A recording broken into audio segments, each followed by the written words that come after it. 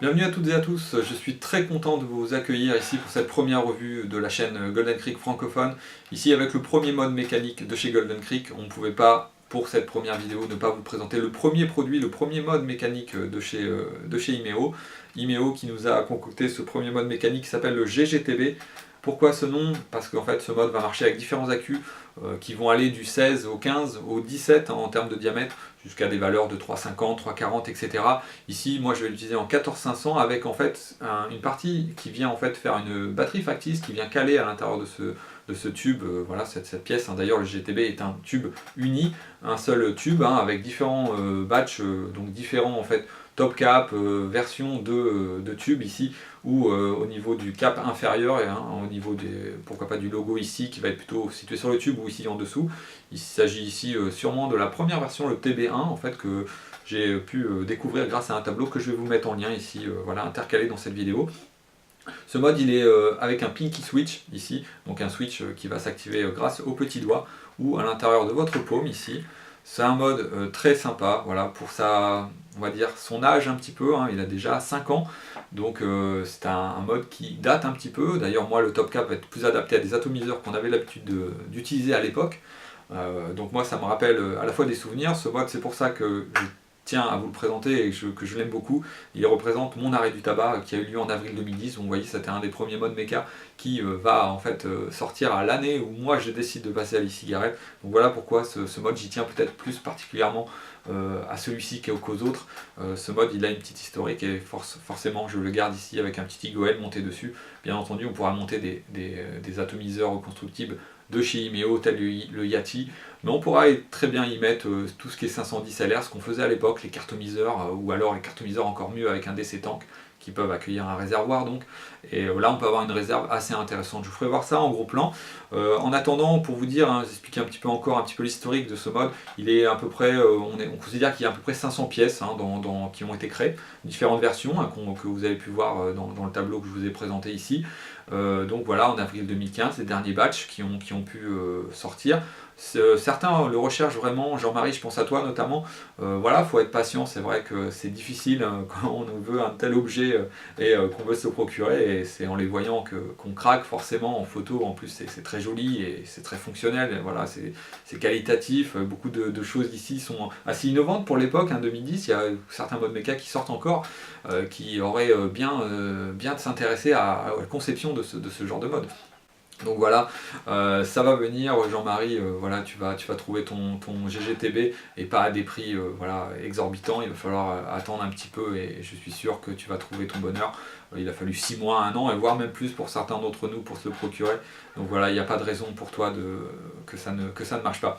Moi je vous retrouve en gros plan, on va regarder un petit peu comment tout ça va marcher, comment cela fonctionne, les différentes parties, comment démonter le switch aussi. Enfin je vais essayer de vous donner toutes les petites techniques qui ont pu être regroupées ici ou là en vidéo sur les différentes chaînes YouTube que j'ai pu voir. Bien sûr Imeo qui nous a fait des vidéos sur son mode mecha à l'époque. Voilà, moi en attendant je vais prendre une petite vape ici pour vous montrer que voilà, c'est un setup qui marche toujours au 100, avec un petit IGOL ici que j'ai repercé effectivement pour un appel d'air suffisant, mais voilà, un petit setup qui marche et qui marche bien.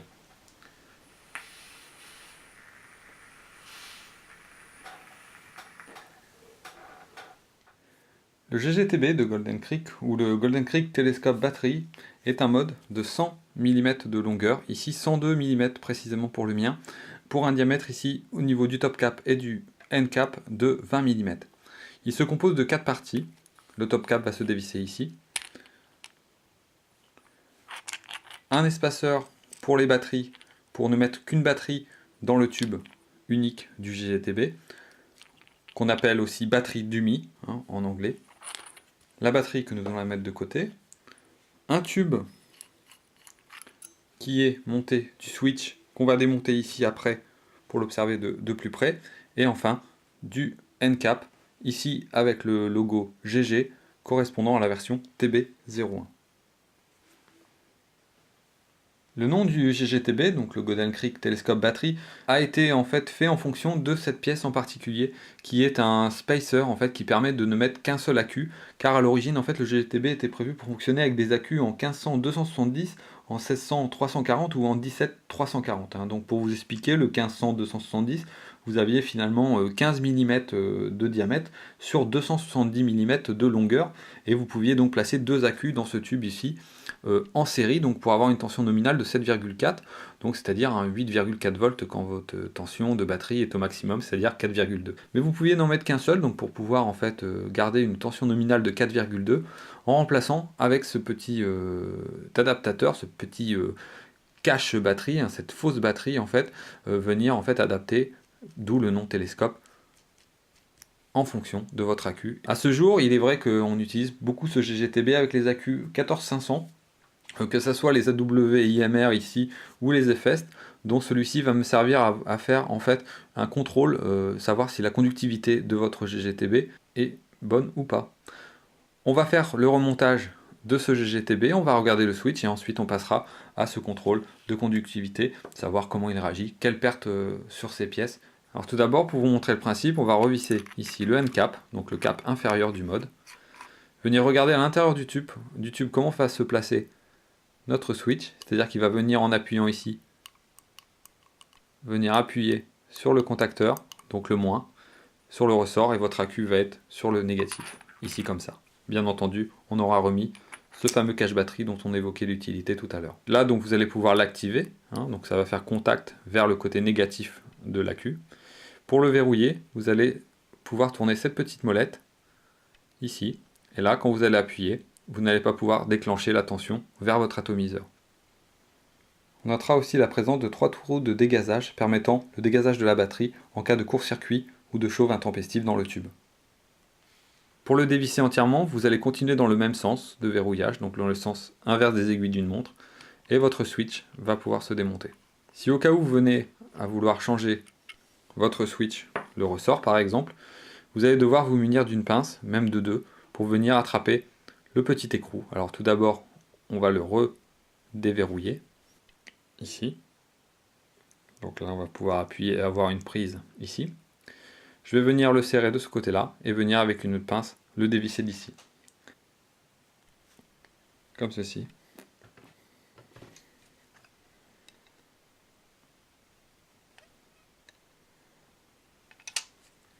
Voilà.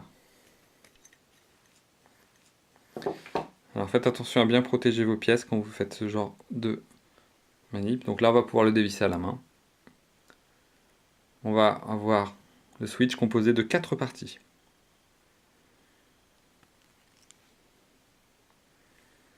Bien retenir le switch, car le ressort est juste situé en dessous. Hop. Et voilà. On va refaire le principe inverse. Remettre tout d'abord notre petit écrou, on va dire. Le ressort. Venir, hop, represser tout ça. Pareil, on va commencer à la main et venir le serrer à la fin avec une pince. Et on va venir le serrer. Pour la première fois, il est assez dur de pouvoir le desserrer. Donc, je vous conseille d'utiliser des chiffons pour protéger l'aspect de votre switch, pour pas l'oreiller, pour pas faire d'impact avec vos outils. On va donc le revisser ici. On va remonter la molette de verrouillage. Et dans le même principe, on va venir serrer grâce à la petite pièce ici en dessous. On peut le serrer avec une pince aussi si on a envie vraiment qu'il ne bouge plus. Pareil, il faudra l'utiliser à nouveau pour le redévisser. On va remonter ce GGTB avec un accu, donc le négatif vers le bas. Venir installer notre batterie factice, la remettre ici, et venir visser le top cap. Cette batterie a été rechargée à fond sur mon chargeur tout à l'heure. On va regarder du coup la conductivité.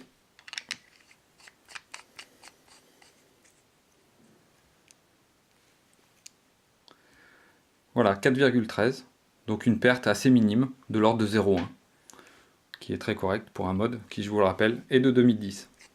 Alors ce mode justement est de 2010, on avait sur ces premières versions, en tout cas la mienne, ici il y a un déport sur le top cap qui permettait en fait de trouver des trous d'aération.